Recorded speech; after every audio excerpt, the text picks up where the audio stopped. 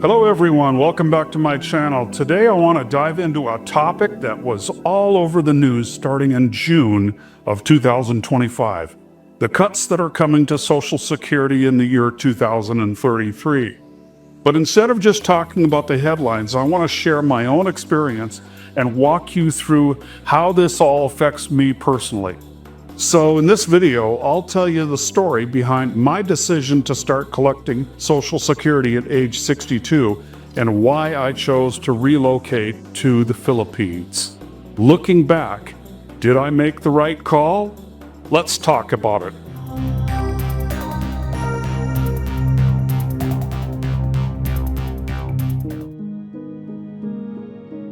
So let's rewind to about 2 years ago.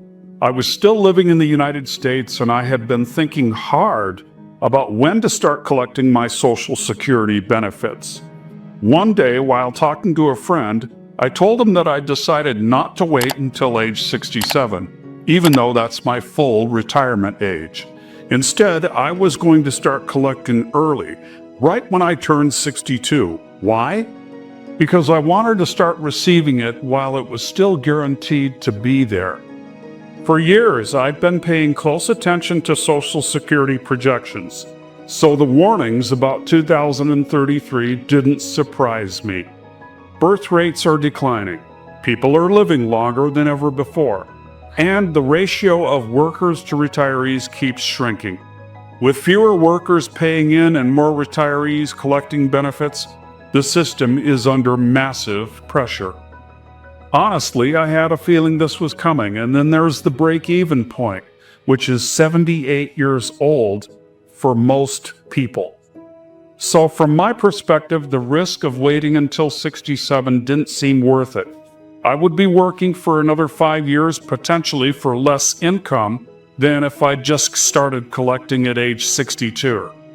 My thought process was simple. Social Security might run out of money while I still have a heartbeat. So why delay? On top of that, I knew that I didn't want to keep working. I wanted freedom. I wanted a slow-paced life, and I wanted to live somewhere where my money could stretch a lot further, which is one of the reasons why I made the decision to move here to the Philippines. Relocating to the Philippines changed everything financially. The cost of living here is dramatically lower than most parts of the U.S., especially when it comes to rent, food, transportation, and health care. So by collecting early and living in the country where my monthly check goes much further, I feel like I made the right decision considering my situation. Everyone's situation is unique, of course, but for me personally, claiming early and relocating turned out to be the smarter move. Now, enough about me. Let's shift gears and talk about how all of this affects millions of Americans who depend on Social Security. What's actually happening with Social Security in 2033? Concerns about the stability of Social Security are becoming more serious as we approach that year. And 2033 marks a major turning point for the program, according to the Social Security Administration's 2024 Trustees Report. Here's what's projected to happen. The Social Security Retirement Trust Fund is expected to be depleted by 2033. When that happens, the program won't disappear, but it will only be able to pay out about 77% of promised benefits on incoming payroll tax revenue. That translates to 23% across the board cut for all retirees if Congress does nothing. To put that into perspective, if someone is supposed to receive $2,000 a month, they may only get about $1,540. Imagine planning your retirement around $2,000, only to have nearly a quarter of it disappear overnight. For a lot of retirees, that is devastating. So what are the possible ways that the government could fix this problem? Well, Congress has several options to address this shortfall, and it's likely that some combination of changes will be implemented. Here are some of the most talked about proposals. Raising the full retirement age.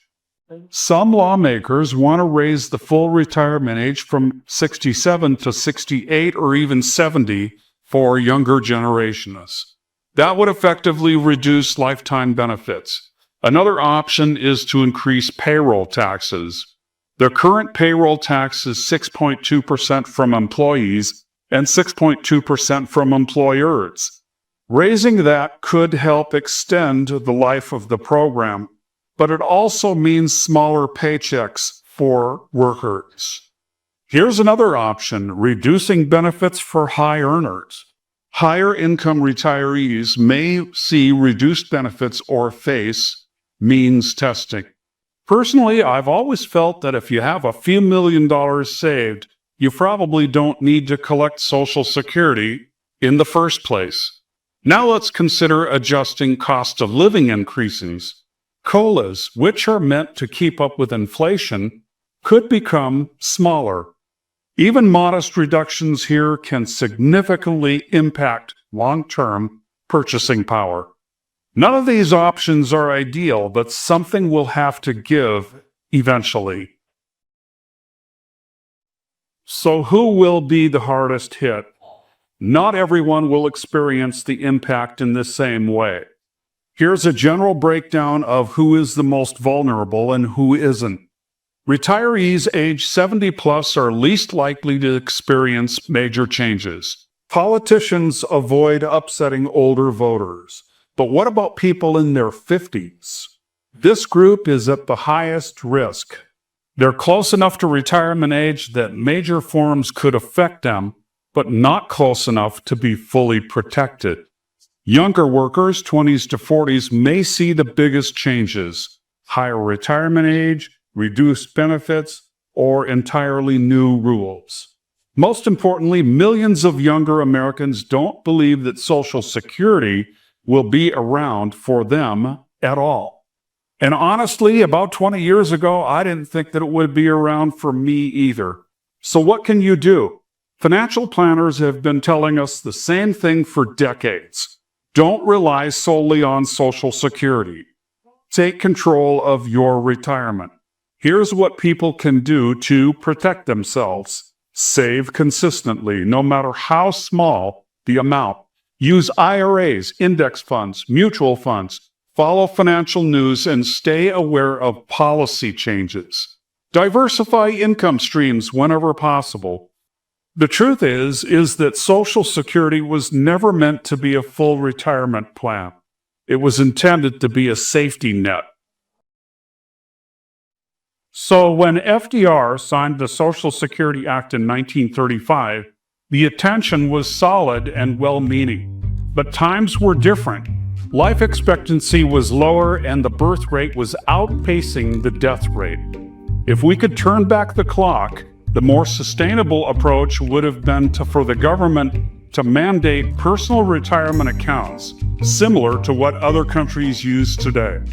Each worker could contribute a portion of their paycheck, employers could match it, and individuals could choose their investments.